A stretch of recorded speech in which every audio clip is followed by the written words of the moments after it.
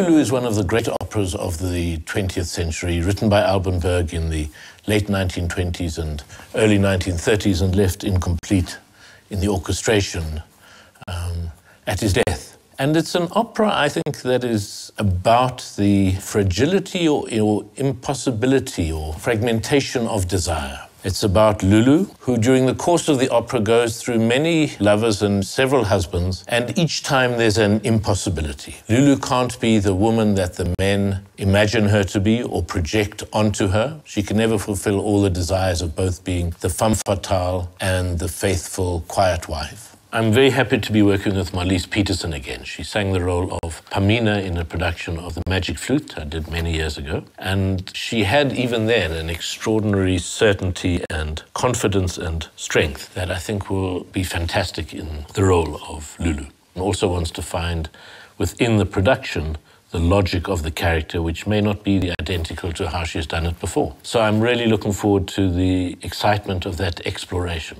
The question is, how does one put this onto stage?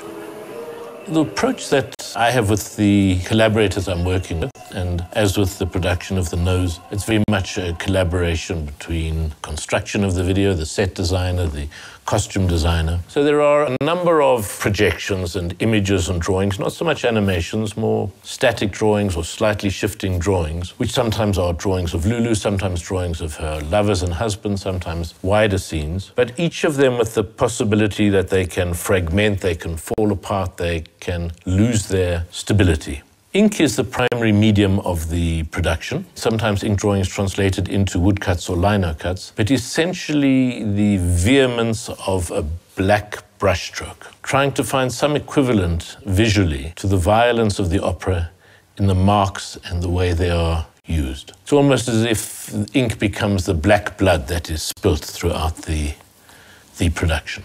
The set has to work in two ways. It has to work as the receiver of the projection, so it has to be surfaces on which we can see the projections, not necessarily flat, but it also has to work as a theatrical space of the different rooms, the artist's studio, the garret in London, the gaming room in Paris, Dr. Schoen's house. And so the furniture and the flats and the walls have to both have an Art Deco attention to detail and finish and material, and also work in a way that they can reflect the projected images.